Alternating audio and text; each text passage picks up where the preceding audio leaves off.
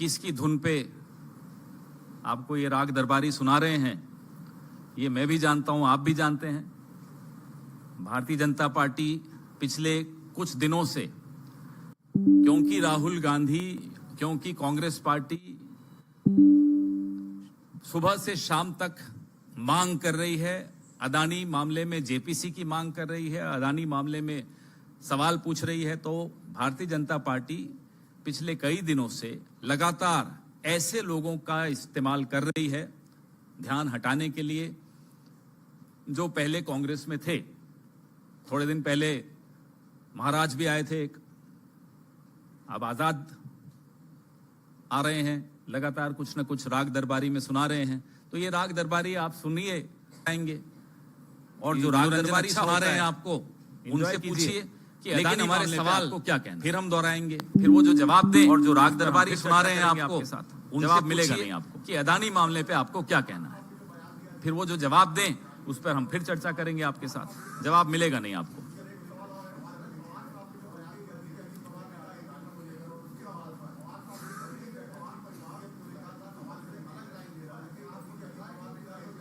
नहीं, क्या कहा था शरद पवार जी ने कि जेपीसी पे ज्यादा सदस्य भारतीय जनता पार्टी के होंगे, पूरा सच क्या कहा था शरद पवार सकता। ये जेपीसी पे ज्यादा सदस्य भारतीय जनता पार्टी के होंगे, ये तो हम सब जानते हैं कि जेपीसी में मालूम पड़ सकता। ये शब्द ये भी हम जानते हैं कि कुछ ऐसा सच है, क्या बुराई नजर पवार जी भी यही कह रहे हैं, हम सब जानते हैं ना जो नहीं मिलेगा लोग ज्यादा होंगे। लेकिन भी हम जानते हैं कुछ ऐसा सच है, इसलिए पवार जी भी यही कह रहे हैं कुछ ऐसा सच है ना जो नहीं मिलेगा, ज्यादा होंगे। तमाम ऐसे कागजात, तमाम ऐसी जानकारियां, तमाम भले ही सदस्य भारतीय जनता पार्टी की ज्यादा होंगे और विभागों, तमाम ऐसे कागजात, तमाम ऐसे टेबल पर आनी चाहिए, तमाम के सामने सार्वजनिक पटल पर आनी चाहिए। और विभाग का क्या रोल रहा, आरबीआई का क्या रोल रहा, टेबल पर क्या रोल रहा, प्रधानमंत्री कार्यालय सार्वजनिक पटल रहा, अलग अलग मंत्रियों के क्या रोल रहा, आरबीआई का क्या रोल रहा, बैंकों का क्या रोल रहा, प्रधानमंत्री कार्यालय का क्या रोल रहा, अलग अलग मंत्रियों के कार्यालयों का क्या रोल रहा, ये जानकारी हम सबको मिलनी चाहिए। उस पे हम इसलिए कर रहे हैं, पूरा एक विस्तृत जवाब यहाँ से दिया जा चुका है। पुरानी खबर को फिर से चलाना, उस पे हम लोग चलेगी भी और एक विस्तृत जवाब भी नहीं मिलेगा जा चुका है। आज की खबर ये स्पाईवेयर, पुरानी खबर को फिर से चलाना, स्पाईवेयर आया है, लगता चलेगी भी और मार्केट में बाद में आता है साहब। और आज की खबर शाह और शहंशाह के पास उसकी जानकारी पहले स्पाईवेयर आया है मार्केट में, और मार्केट में बाद में आता है साहब, और आज शाह और शहंशाह के पास उसकी जानकारी पहले पहुंच जाती है। धन्यवाद। आज कोई टिक टैक नहीं करेंगे, थोड़ा जल्दी में हूँ, माफ कीजिए। आ जाओ जयराम जी के पास ही आ जाओ जयराम जी के पास ही करते हैं।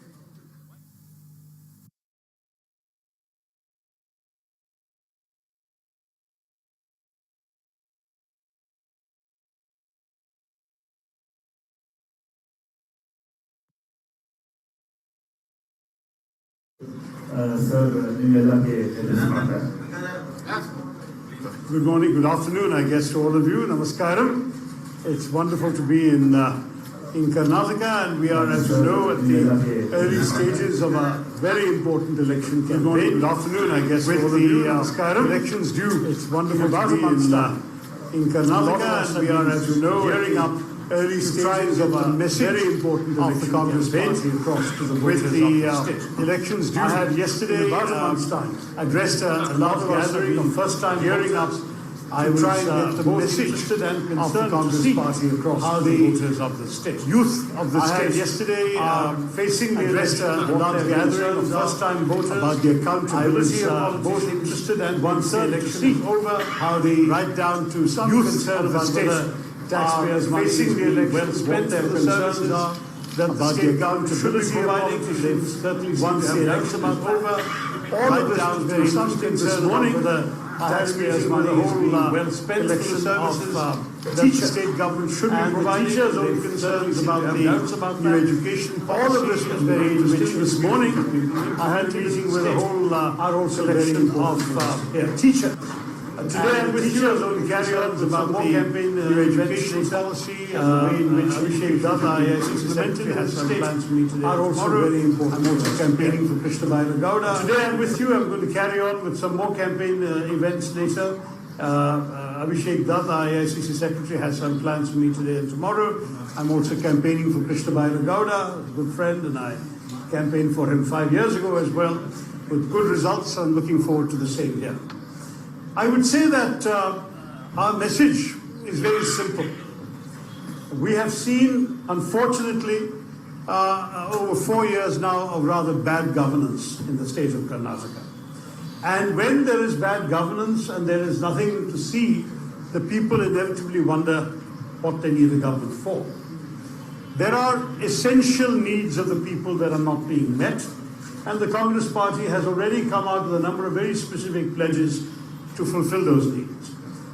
Whether it is ensuring that unemployed graduates and unemployed diploma holders should get some support from the state so they can live with self-respect while they search for jobs, whether it is giving honor to the Grihalakshmis, the homemakers of our states, so that they can again have some compensation for their unpaid labor to keep our society strong and together, whether it is pledging to improve the infrastructure of Bangalore, which used to be the pride of Karnataka and of India, but which is now becoming an embarrassment, with, as you know, the World Global Livability Index, which used to rank Bangalore as the most livable city in India, now ranks it as the least livable city of all the cities in the world that they rank. Similarly, the TomTom Traffic Index says that we are the most congested city in Bangalore of all the cities. And Janagraha says that urban governance is worst in Bangalore. So you're looking at objective, non-political indices, and they're all showing a lack of seriousness when it comes to urban governance. So whether it's state level governance, whether it's urban level governance, we feel that there are serious deficiencies that a Congress government is ready and prepared to tackle. I think the people in the state are tired of 40% commission. What they want is 100% commitment, and that's what we will give. 100% commitment to the well-being of the people of Karnataka. And I, with those words, will stop and take your questions. I think my colleagues here are very well acquainted with the problems and issues of the state, and I'm sure that they will be here in a position to answer any additional issues as well. But I'm here to take your questions. Floor is yours. Sir,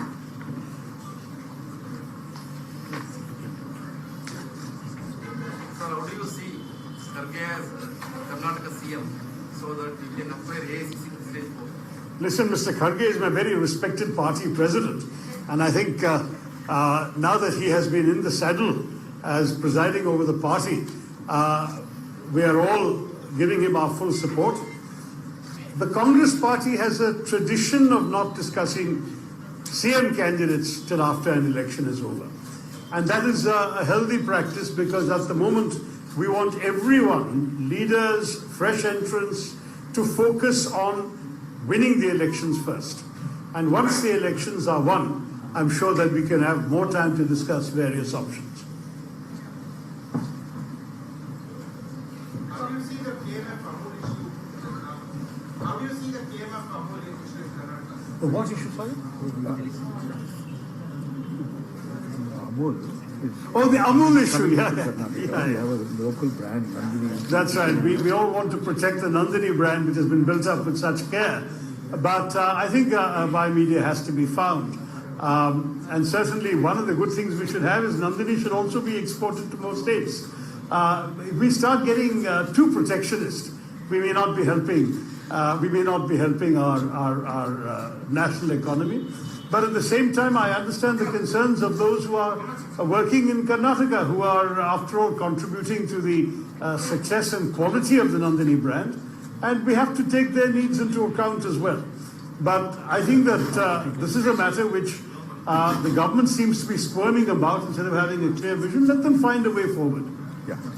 If I may jump in, my late uncle M.V. Krishnappa set up Bangalore Dairy and the Karnataka Milk Federation.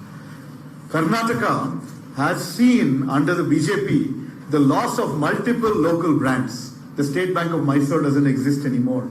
Vijaya Bank, Syndicate Bank, all of these have been merged with Bank of Baroda, Canara Bank. All sorts of things are happening. Mr. Amit Shah has taken over as Minister for Cooperation, and in the process he is busy taking over and manipulating the cooperative sector, and we are very worried that Nandini and the KMF organization is under threat. Well, every one of us in Karnataka, in the Karnataka Congress, while we respect competition and markets, we will do our utmost to ensure that Nandini continues to prevail, continues to dominate, and that we will not let Amul come and take over and sweep us under the carpet in Karnataka.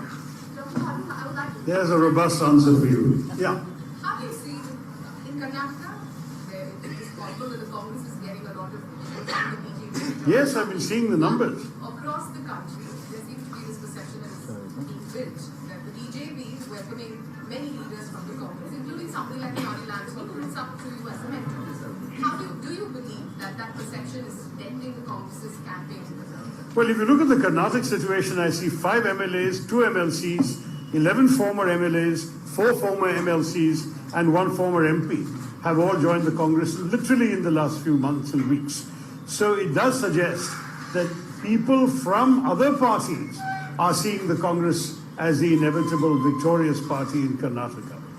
I must say that I'm disappointed with a couple of the people you mentioned joining the BJP for the simple reason that I know them to be secular-minded individuals, and I don't think they will find a welcoming home in a party that is fundamentally committed, unfortunately, to a particularly communal agenda.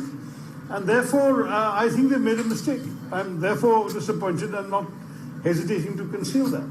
There may be dissatisfactions, often related to individual feelings of frustration or of aspirations thwarted. I think every individual has a right to pursue their own political dreams, and I have no problem with that. But I do have a problem when people go to an ideology that is the opposite of what they have always practiced and what they've always believed in. You know, I am not saying that no one has a right to leave a party, to change their mind. As I said, we have welcomed many in Karnataka recently. They have the right to change their mind, but there must be some principles. I've always said, what is politics about? Politics is about a vision of a better society.